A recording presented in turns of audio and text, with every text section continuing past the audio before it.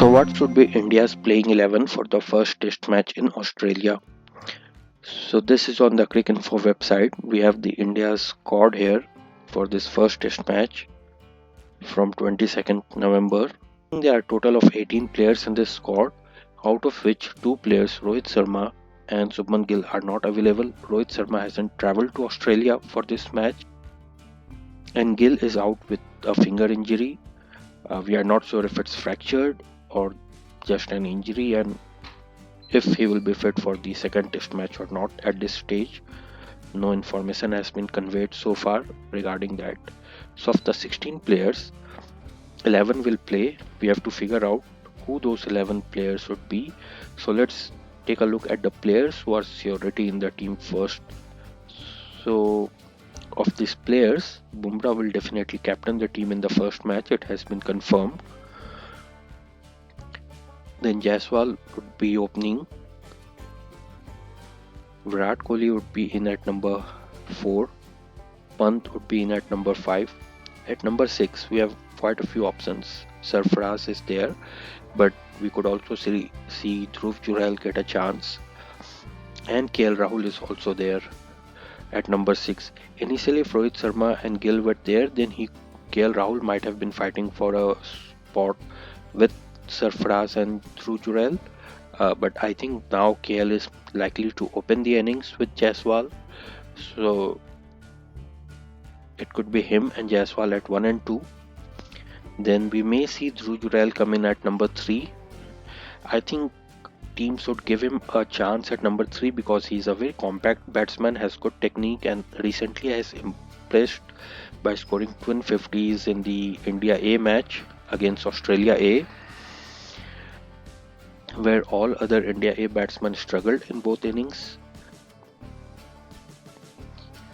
So, like Saurav Ganguly said, a player is only made by batting at the top of the order, and this could be a good opportunity for Dhruv Jurel if he scores run on the Perth wicket. It will give him a lot of confidence and the team a lot of confidence to play him as a pure batter moving forward, as Pant is already there to keep wickets.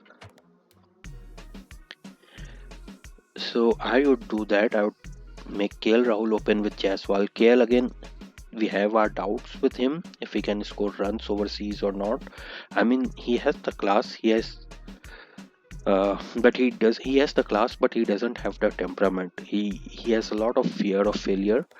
If he could overcome that on this tour and score big, then it could be a change for him. Otherwise, this could very well turn out to be his last series, especially if the series is a disaster for the Indian team. As next year, after the WTC final, we have the England tour coming up, and the selectors might try to go in with younger players, as we have a lot of young players coming in for that opening or middle order batting slots. So Rahul to open with Jaiswal, through at 3 for me. Then 4 Kohli, 5 Rishabh Pant, 6 should be Sarfaraz. Now Sarfaraz has had his failures in the New Zealand series. Apart from that one innings where he scored 150, he failed in all other series. And the issue was not that he failed, but he batted poorly. He just didn't look in any control. It wasn't like he was middling a few balls and then got one to edge and taken at slip. He was getting out like a tail ender batsman, and he didn't look good at all. But however, he has a first class average of 70, and I think when you pick someone who has that much average for over 4,000 first class runs, you need to give him a decent run in the middle. We are not sure if it was bad technique that he displayed or it was just nerves which he was carrying, if he had fear of failure as well. So give him some chances, give him decent amount of chances, and I think especially when Rohit Sharma and Gill are not available for the first match, he deserves to start in that team. Now we have Devdutt Padikkal added to the squad as well for the first match, I believe. If the team doesn't have confidence in Sarfaraz and Abhimanyu Iswaran, then they can go to Devdutt Padikkal at number 3 spot and Jurel at 6. but that would be too many changes. I think teams should stick with Sarfraz for the first test match at least. Then at number 7, we have a matchup between four all-rounders. We have Jadeja, we have Washington Sundar, Nitish Kumar Reddy, and Ashwin. Now, Ashwin is not a number 7 batsman. Let's be frank about that. He's very good batsman at number 8, but he's not a proper number 7. He has never been. Jadeja, in the last 5 or 6 years, has scored a ton of runs, has bailed out India from precarious situations a number of times, and in overseas conditions as well. If you remember that 2022 Test match versus England, I think it was in Headingley, I don't remember, where he put up a partnership with Rishabh Pant when early wickets have fallen. I think he scored a century in that match as well, took the team out of trouble. Then, if you go back to the last Australian tour after 36 all out, he came in to the team for the Melbourne Test match, and there he put up a partnership with Ajinkya Rahane, scored a 50, and we ended up winning that match and that series. And in a number of other matches as well, he has bailed team out. Earlier this year against England at Rajkot, he put up a partnership with Rohit Sharma, scored a century. In the first test match of the season against Bangladesh, he put up a partnership with Ashwin, scored 86. So he has bailed team out on a number of occasions from precarious situation. And I think one bad series shouldn't end his career. He deserves to get another opportunity in this series. He has earned it with his batting, purely his batting. Forget his fielding, forget his bowling, just purely based on his batting. He has an average of 40 since his comeback in 2016 in the team. And in the last 4-5 years, the average might be even higher than that. So I think he deserves to have a go at number 7 in the first match.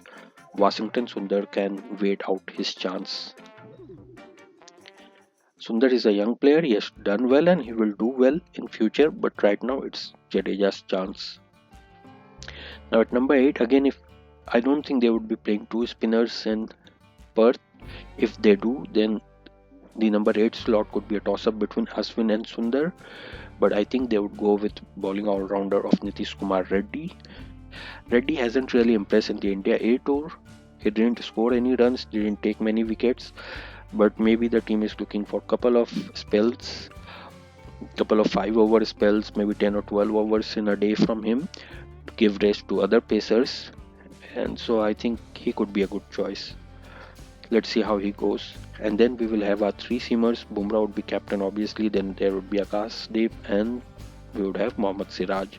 Siraj need to improve his game. He hasn't really taken a lot of wickets this year, but all of those matches have been in India. Overseas, he becomes that much more lethal. But the point is, even in India, Jasprit Bumrah has looked better than him. Mohammad Sami last year when he played the Australia Test series, he was better than Siraj. Akashdeep has been better than Siraj. So, in Indian conditions, he doesn't do anything with the ball, but maybe in Australia, where he get pace and bounce, if he bowls well, he should be a force to reckon with.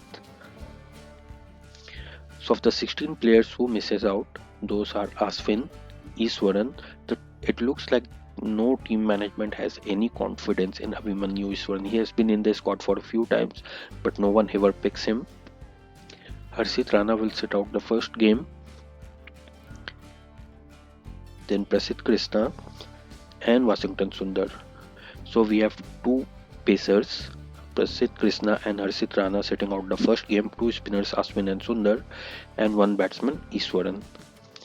And those who would be playing would be Bumrah, Akashdeep, Jadeja, Jaiswal, Jurail at 3, Sarfaraz at 6, Kohli, Siraj, Reddy, Pant at 5, and KL to open. So that's all for this video. Do stick around for other videos. Let me know in the comment section how you like this video. Thanks for watching.